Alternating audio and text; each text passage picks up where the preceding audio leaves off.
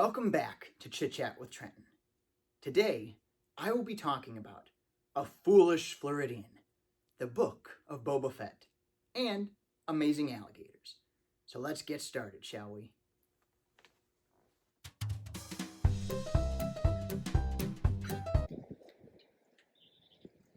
So this week, on our daily dunderhead, a man in Florida was walking along the beach after visiting his local tiki bar and passed by a miniature golf course where he had a confrontation with an alligator. Apparently, you'll see what transpired.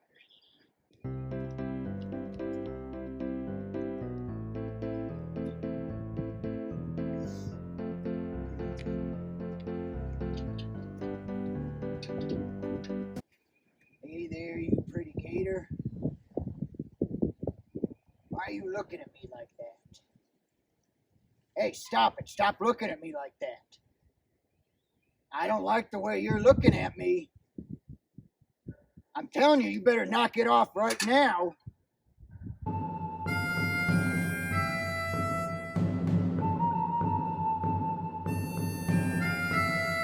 That's it. I'm going to teach you a lesson.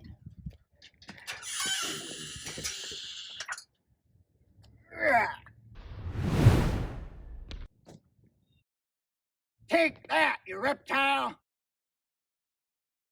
You're still looking at me like that. I guess you didn't learn your lesson.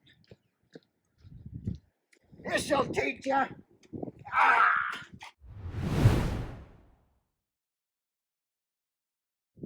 Ha! That taught you, didn't it? I'm a pretty good teacher, ain't I? Hey, I was just trying to teach him a lesson. What a wonderful world we live in, full of wonderful people, isn't it? You know, animals are fascinating. You know, reptiles, gators, and people, filmmakers especially, draw all kinds of inspiration from animals. George Lucas, the creator of Star Wars, and his art department came together and created an amazing world that drew inspiration from animals in our daily life, including reptiles and alligators. Speaking of, join me in our main features. I will be discussing and answer the question, why should you watch the book of Boba Fett? The book of Boba Fett. The continuation of the amazing Star Wars franchise. So, why should you watch the book of Boba Fett? Well, first, a little history. The character of Boba Fett was created by the godfather of Star Wars himself, the great George Lucas. And he made his first appearance in the 1978 Star Wars Holiday Special.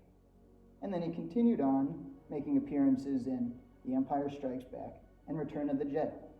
And we even saw him as a child in the original prequel trilogy in Attack of the Clones. And the book of Boba Fett continues his story and shows us some of what happened in the events after Return of the Jedi. So, why should you watch the book of Boba Fett?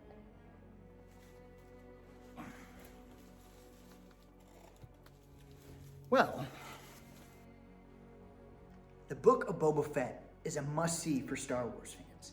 So if you haven't watched it yet, what are you doing? Watch it. You'll love it, especially because it picks up and shows what happened to Boba after Return of the Jedi. And if you haven't seen Return of the Jedi, that's a little ambiguous, but if you have, you know exactly what I mean. Not only that, it shows everything that he went through between episode 6 and now, or his return in The Mandalorian Season 2. And seeing what he's gone through and what he went through, and especially it showed some backstory, not only of him, but of the Tusken Raiders, or the Sand People on Tatooine, and really provided something unique and interesting, and that goes all to the great writing of Dave Filoni and Jon Favreau that really know what they're doing with Star Wars. And not only that, if you're not the biggest Star Wars fan, but you've been watching The Mandalorian, if you love The Mandalorian, then you have to watch the Book of Boba Fett, because the Book of Boba Fett continues plot lines established in The Mandalorian Season 2, and is a direct segue into the next season of Mandalorian.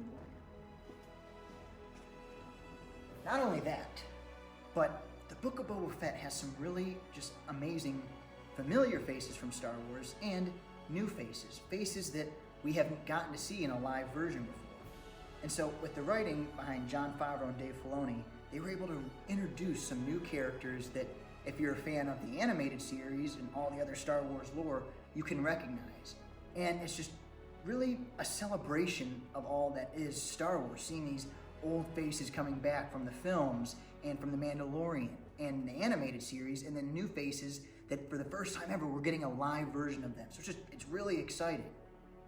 Now, as I said, if you're not a big Star Wars fan, or maybe you're completely new to Star Wars, I still think you should watch the Book of Boba Fett, because you can still get enjoyment out of the different elements of the show, and how, even though it's space and it's fantasy, there are elements that are grounded in things that we can relate to.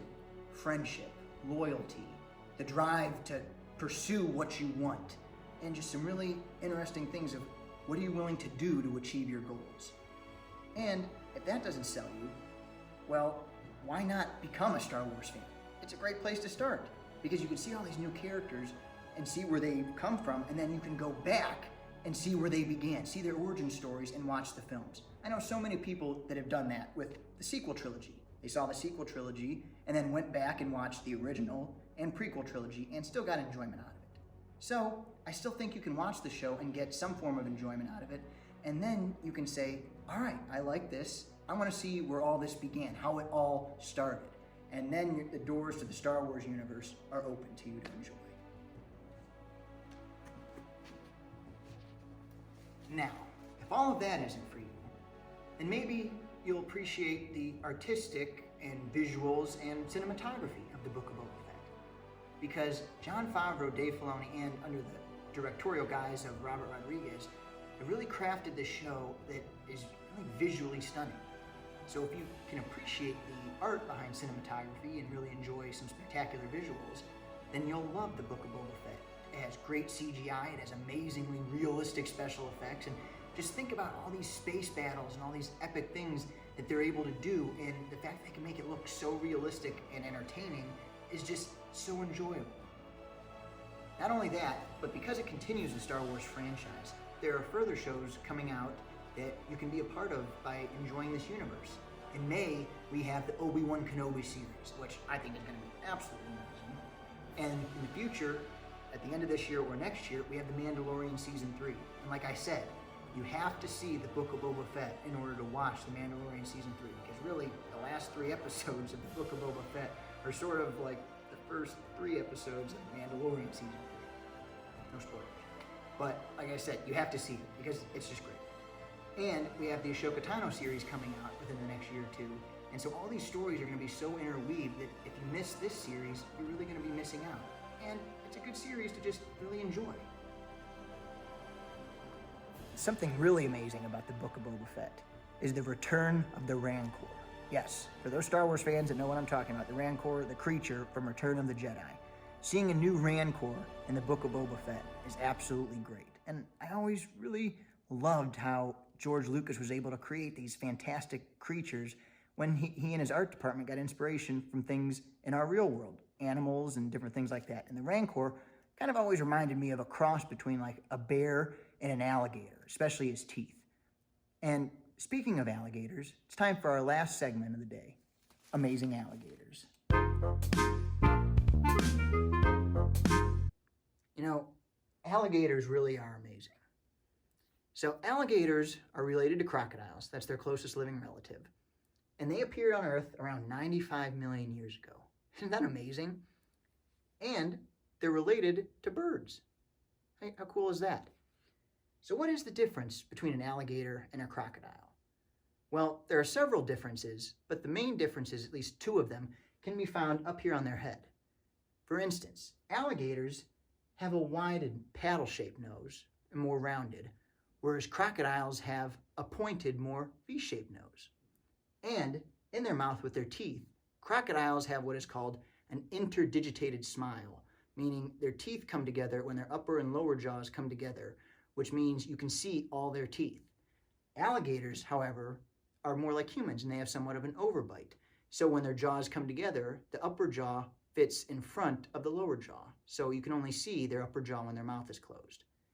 And due to the fact that they're cold-blooded, alligators have a really unique thermoregulatory process. So when they're cold, they get up on land and sit and bask in the sun. But if they start overheating, they simply open their jaws and allow the wind to blow through their mouth and allowing specialized cells in their tongue and in their mouth to sort of act as like sweat glands, even though they're not sweat glands, and it actually regulates them and cools them down. How amazing is that? Well, that's all the time we have for today on Chit Chat with Trenton. Did you enjoy what you saw? Like and subscribe below. So what are your thoughts, your questions, your comments, your opinions? Anything really having to deal with Daily Dunderhead, the Book of Boba Fett. Did I convince you to watch the Book of Boba Fett? Have you seen it? Do you love it? Do you hate it? Are you a huge Star Wars fan? Let me know. Or how about Amazing Alligators? Do you like alligators? Do you like crocodiles better? I'd love to hear from you guys and everything you have to say. Post all your comments in the comment section below.